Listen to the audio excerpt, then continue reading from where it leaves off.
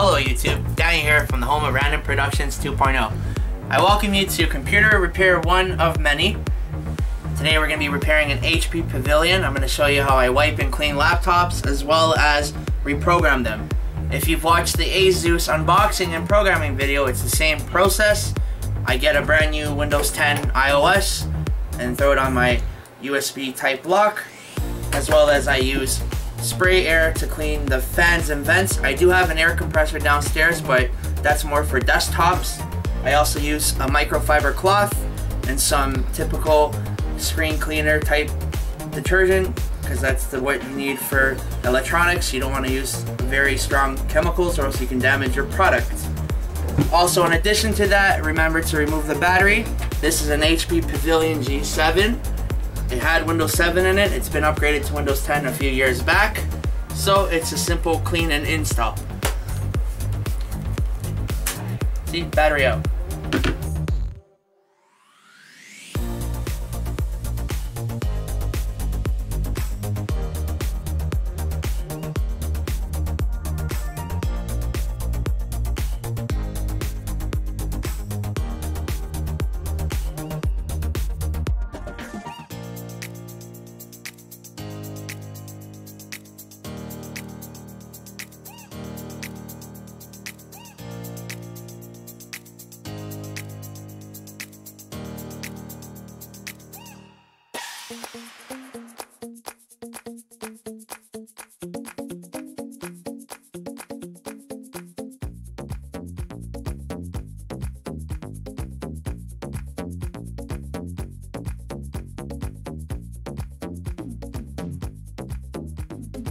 Hello, welcome back. So you just got to see me wipe down the laptop with some screen cleaner chemical, as well as blow some compressed air inside the fans and things, clear the ventilation system, and remove the battery. What you didn't get to see was a little behind the scenes stuff, as I saved all the documents of my friend's stuff here on my 480GB SSD, and as well as updated the most recent Windows 10 iOS. You saw me do that in the Asus unboxing video. If you guys need me to re-demonstrate on how that's done, feel free to ask me and I will re-upload a video. As well as behind the scenes, I did the product key puller, and now I'm ready for the programming of Windows 10. I always like to update the Windows 10 on the USB stick anytime I have a computer to fix, just because Windows 10 is always doing updates and upgrades in its software and whatnot, so it's always important to have the latest version for installation. And also it makes for a faster process because it's less updating that needs to get done when you're completing the project. Okay, so let's get into it. I got the Windows 10 on this. We're going to pop it in place and we're going to get installing. Keep in mind, I'm just going to be doing a lot of the fast forwarding stuff, so not a lot of talking and introduction until pretty much the end of the video. So in this particular model, this HP Pavilion G series, just click escape. It's going to bring up a BIOS sector where you can select F9 to allow for selection of your boot device. So we're going to do the generic flash disk, which contains the Windows 10. This is a 64-bit Windows 10. I already know that because I fixed this in the past. So now it's pretty self-explanatory as things go from here. I'll just give you guys a quick glance on how to do the formatting of the hard drive partition, and then you guys will just see a pretty quick, fast run through of everything being done.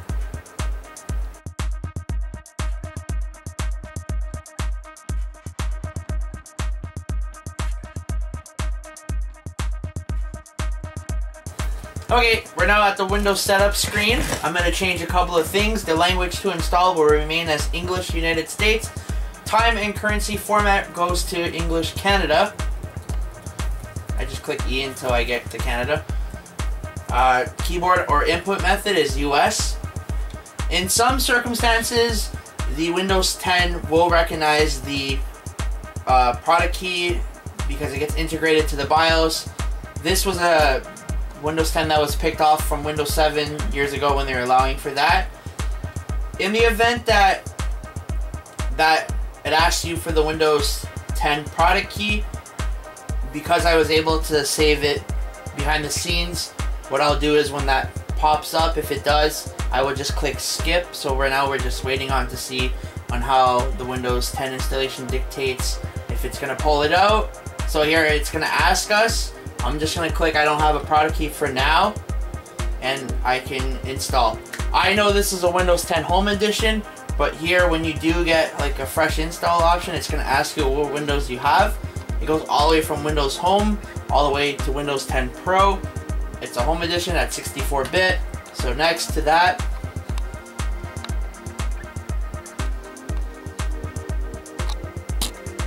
I think at some point I'm gonna recommend my friend to put a SSD in here, as this still has a standard hard disk drive, and given that SSDs have dropped substantially in price, I think the next time I decide to format this for him, I think he likes to, we do it like once a year type thing, I will consider getting him maybe a 240, and then he can put this 1 terabyte in an external closure. So I've just deleted, I'm about to, I just deleted the old partition. Now I'm gonna click new to make a new partition.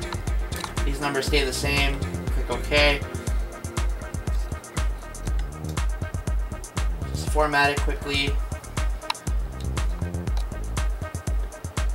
And then now you click next. For this part, I'm just gonna fast forward this, and you're just gonna see me carry on the installation in a very quick format type matter. Alright, thank you for watching.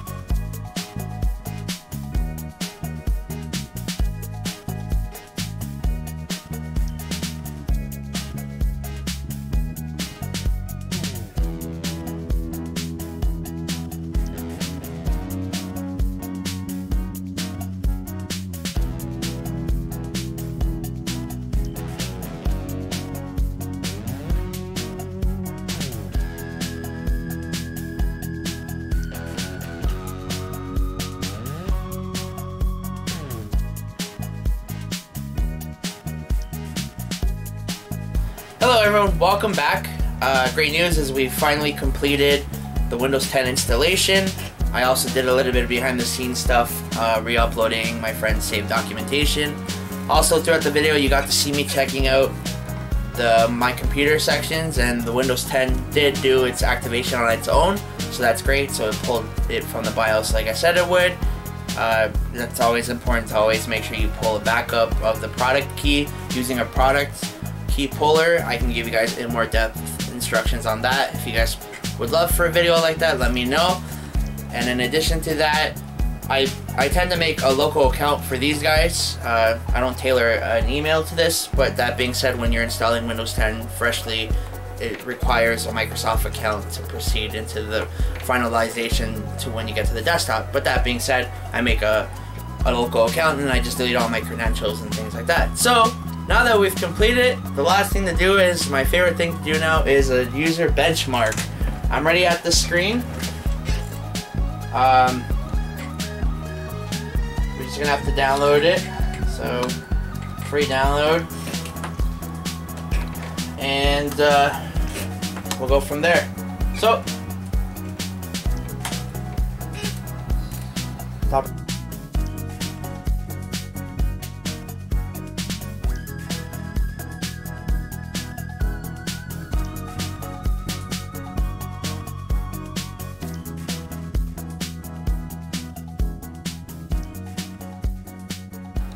So the results are in. Keep in mind, this computer is stock, nothing's been changed, and originally it was Windows 7 and has a Core i3 in it, so it still has a hard disk drive as well as the same RAM and everything, and then some. So at some point I'll probably have to make recommendations, like I said earlier in the video, to my buddy to consider an SSD, which will help boost performance. But for now, I'm not too concerned about it. So the BIOS date is from 2012. Let that give you guys an idea of where this laptop sits in age. We have an iCore 3 putting out I just saw this okay, so anyways, gaming is 11%, which is established as a tree trunk. Desktop 28% is an establishment as a raft. Workstation 15% tree trunk. So this is pretty much baseline. Your everyday average user friendly computer, YouTube, Facebook, and just a bit of that. If you put an SSD and stuff, you might be able to get it up to a better notch so that way you can do a bit more with it. It's got 4 gigs of RAM. Obviously it's recommending a SSD. It's got the Core i3 M380. It even tells you the price value at some point, $260. Wow. It's got 2 cores, 4 threads, 2.55 gigahertz, turbo 2.5 gigahertz average, graphics cards, Intel HD graphics, Western Digital Blue 2.5 inch, 1 terabyte. Again, an SSD would definitely be better. 4 gigabytes of DDR3 at 1067 megahertz. So it's 2 sticks, so that's 2 gigabytes of DDR3 to make 4. So both the slots in the motherboard are full. Yep. So in that retrospect, a bit of a future upgrade, but for now this will subside and we'll go from there. So that being said, obviously a feature upgrade on the RAM and an SSD should my buddy choose to do so, but for now this will be plenty for them, and it's obviously been a year since the last time I fixed it. And yeah, thanks for watching, and like I said, feel free to ask any questions. Thanks and have a good day.